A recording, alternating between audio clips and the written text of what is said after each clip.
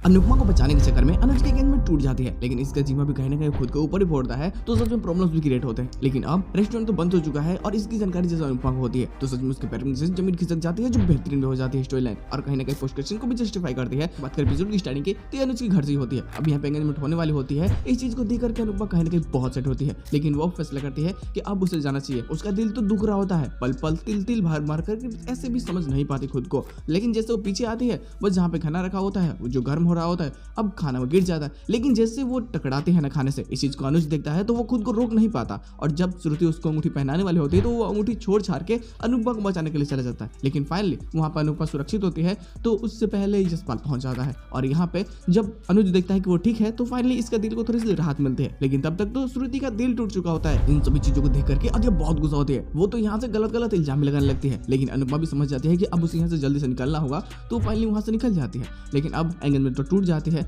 और इन सभी का ठेकेरा कहीं ना कहीं अनुपमा पे ही अदा फोड़ देती है कि उनके कारण ये सब हुआ है। वो जब से हमारे घर में आई है तब से पनौती भरता जा रहा है और जब वो आई तो मेरा ड्रेस फट गया और अभी ये उनको बुलाना ही सबसे बड़ी बेवकूफी है। लेकिन अब बाबूजी भी समझाना चाहते हैं कि तुम जो कर रही हो, तुम जो बोल रही हो बिल्कुल गलत है, तो वो उनकी बेइज्जती करने लगते हैं। तो अनुज साफ साफ वहां पे लास्ट वार्निंग देता है कि तुम अगर उनकी बेइज्जती करते हो तो वो मेरे पिता समान है और इसके बाद मैं खुद को रोक नहीं पाऊंगा।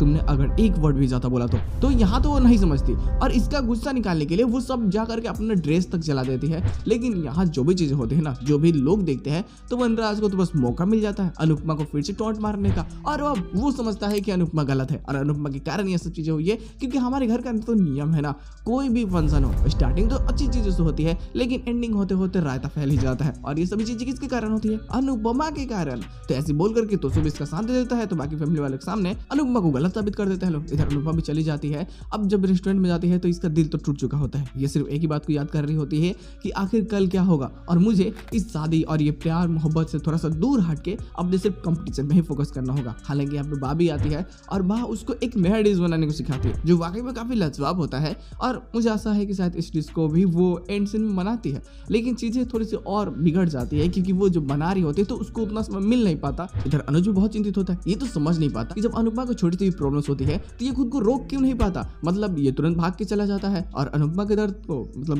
कोशिश करता है कि वो कम हो जाए, लेकिन तब तक देखता है कुछ जलने की आवाज आ रही है, कुछ बू आ रही है।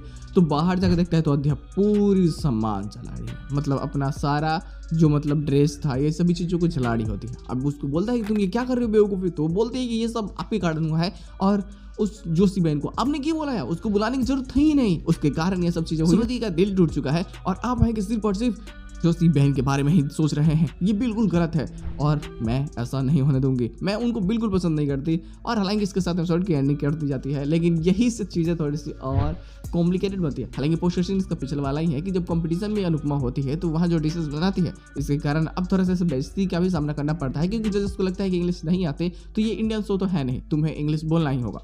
तो बाद में अनुज आकर के ट्रांसलेट करने की कोशिश करता है, लेकिन इसका हम कह सकते हो कि स्टोरी डाइवर्ट यहीं से होती है। क्योंकि जब अनुज ये देखता है कि अनुपमा बहुत अकेली है और वेल अब उसके साथ में थोड़ी सी प्रॉब्लम्स और रेस्टोरेंट पे जब अनुपमा जाती है तो पता चलता है कि रेस्टोरेंट भी बंद हो चुका है। इन सभी चीज़ों के बारे में जैसे अनुज को पता चलता है ना, तो फैसला करता है कि अभी अनुपमा के पास में लास्ट एक ऑप्शन है कि अगर वो इस कॉम्पिटिशन को जीत जाती है तो शायद उसका रेस्टोरेंट बच सकता है। तो इसके लिए ताकि इसका प्रमोशन हो जाएगा और रेस्टोरेंट में काफ़ी भारी भर का पैसा इन्वेस्ट लोग करने लगेंगे, तो जिसके कारण ये सोचता है कि मुझे अनुपमा की मदद करनी चाहिए। उसको इंग्लिश आती नहीं बल्कि उसकी किसी भी सामान को बहुत अच्छे से एक्सप्लेन करेगा। अगर देखो अब जो बाहर की मीडिया है उसको तो इंग्लिश अच्छे से आती है और अगर अनुज अच्छे से एक्सप्लेन कर देता है तो इसकी जो भी चीज़ें हैं, जो डिशेज है, उसके नाम के साथ में उसके बाकी भारी भरकम कॉन्टेस्ट को छाप देंगे, जिसके कारण इसका प्रमोशन बहुत अच्छा खासा हो जाएगा और पता चलेगा कि जब ये मतलब स्पाइस एंड चटनी से काम कर रही है उसमें से ये इधर को आई हुई है तो उसका तो प्रमोशन ऐसे ही हो जाएगा। तो ब्रांड प्रमोशन होगा तो काफी लोग इन्वेस्ट करेंगे और जिससे रेस्टोरेंट फिर से